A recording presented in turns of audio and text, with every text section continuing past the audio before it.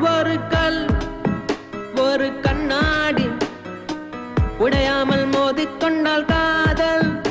ஒரு சொல் சில மௌனங்கள் பேசாமல் பேசிக்கொண்டால் காதல். கண்கள் ரெண்டில்